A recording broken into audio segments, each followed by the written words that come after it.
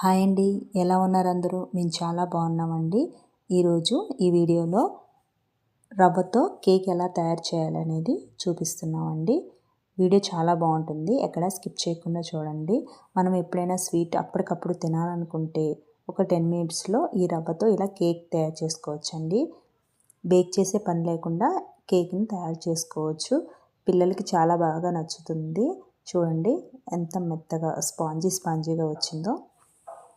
ఇప్పుడు ఒక కప్పుతో బొంబాయి రవ్వను తీసుకోవాలండి. అదేనండి ఉప్మా రవ్వ. మనం ఏ కప్పుతో అయితే బొంబాయి రవ్వను తీసుకున్నామో అదే కప్పుతో పంచదారను కూడా మెజర్ చేసుకోవాల్సి ఉంటుంది. స్టవ్ వెలిగించి ఒక గిన్నెను పెట్టి ఒక 2 స్పూన్ల నెయ్యిని వేయాలి.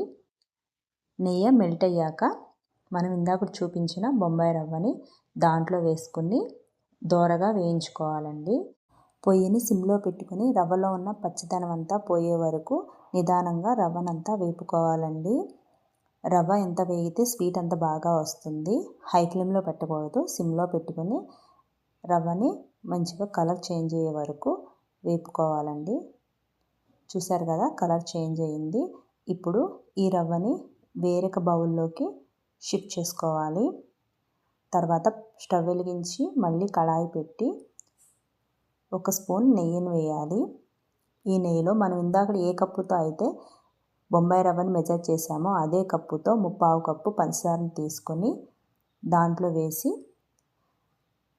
మనం క్యారమెల్ లాగా ప్రిపేర్ చేసుకోవాలి. దీంట్లో ఏ విధమైన వాటర్ని పోయకూడదు. వాటర్ పోస్తే కనుక అది పాకంలాగా తయారవుతుంది. క్యారమెల్ లాగా అవ్వదు కాబట్టి మనం వాటర్ పోయకుండా ఇలా గరిటెతో తిప్పుతూ ఉంటే కొద్దిసేపటికి క్యారమెల్ ప్రిపేర్ అవుతుంది. ఇంతలో మనం పక్కన పెట్టుకున్న రవ్వలో 1 కప్పుకి 2 కప్పుల కాచి చల్లార్చిన పాలను పోసుకొని రవ్వని నానబెట్టుకోవాలండి. ఈ రవ్వనంతా పాలల్లో మొత్తం మిక్స్ అయ్యేలాగా మనం గరిటెతో తిప్పుకోవాలి. మొత్తం చక్కగా ఇలా తిప్పుకున్న తర్వాత దీన్ని కొద్దిసేపు మూత పెట్టి పక్కన పెట్టుకోవాలి. ఇప్పుడు క్యారమెల్ ఎక్కడి వరకు ప్రిపేర్ అయిందో చూద్దామండి. ఈ పంచదార కొంచెం మెల్ట్ అయింది. దీన్ని ఇలా గరిటెతో తిప్పుతూ ఉంటే మనకి పాకం తయారవుతుందండి. క్యారమెల్ కొంచెం చేంజ్ అయింది కదా, ఇలా బ్రౌన్ కలర్ వచ్చే వరకు దీన్ని ఇలా తిప్పుతూ ఉంటే ఇలా బ్రౌన్ కలర్లో చేంజ్ అవుతుందండి. దీంట్లో ఏ విధమైన ఫుడ్ కలర్ యూజ్ చేయాల్సిన అవసరం లేదు. మనకి పంచదార ఇష్టం లేకపోతే బెల్లాన్ని కూడా యూజ్ చేయొచ్చు దాని ప్లేస్లో, 1/4 కప్పు బెల్లాన్ని. ఇప్పుడు మనం నానబెట్టుకున్న బొంబాయి రవ్వని ఈ క్యారమెల్లో వేసుకుని పొయ్యిని సిమ్లో పెట్టుకుని ఈ రవ్వని మొత్తాన్ని ఆ క్యారమెల్లో మిక్స్ అయ్యే కలుపుకోవాలి. మొత్తం క్యారమెల్ రవ్వ 2 కలిసిపోయి ఉండలు కట్టకుండా సిమ్లో పెట్టుకుని చిన్నగా నిదానంగా తిప్పుకోవాలండి. ఏమైనా ఉండలు ఫామ్ అయితే కనుక గరిటెతో మనం ఇలా తిప్పుకుంటూ ఉంటే అవి మొత్తము ఆ క్యారమెల్లో కలిసిపోయి ఉడుకుతాయండి. చూసారు కదా, ఇలా దగ్గరికి వస్తుంది కదా. ఇప్పుడు ఇది ఇంకొంచెం దగ్గర పడి మనకి ప్యాన్ నుంచి సపరేట్ అయ్యే వరకు మనం కొంచెం తిప్పుకుంటే సరిపోతుందండి.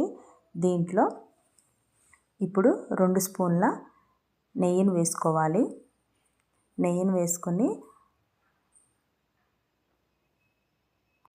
ఆ నెయ్యి మొత్తము ఆ స్వీట్కి పట్టే విధంగా మనం గరిటెతో తిప్పుకోవాలి.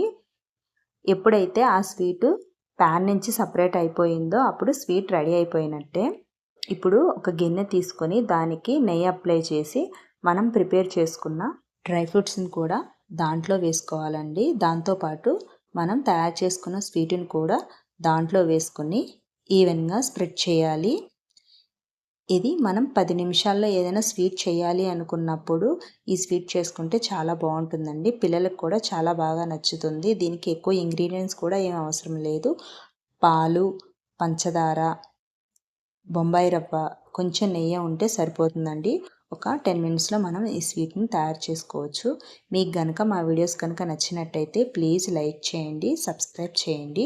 స్వీట్ మొత్తం పూర్తిగా చల్లారిపోయిన తర్వాత దాన్ని ఆ బౌల్లోంచి వేరే ప్లేట్లోకి తీసుకోవాలండి. ఇప్పుడు స్వీట్ పూర్తిగా చల్లారిపోయింది. ఇప్పుడు మనం ఒక ప్లేట్ తీసుకుని ఆ స్వీట్ని ఆ ప్లేట్లో వేసుకుని మనం చేత్తో కనుక తట్టినట్టయితే ఆ స్వీట్ మొత్తము ఆ బౌల్లోంచి సపరేట్ అయిపోతుందండి. చూసారా ఎంత బాగా వచ్చిందో. మనం ఒక 10 నిమిషాల్లో ఏదైనా స్వీట్ ప్రిపేర్ చేసుకోవాల్సిన అనుకున్నప్పుడు ఇది ప్రిపేర్ చేసుకోవచ్చండి. పిల్లలకి పెద్దలకి చాలా బాగా నచ్చుతుంది. చూసారు కదా కేక్ ఎంత స్పాంజీగా వచ్చిందో.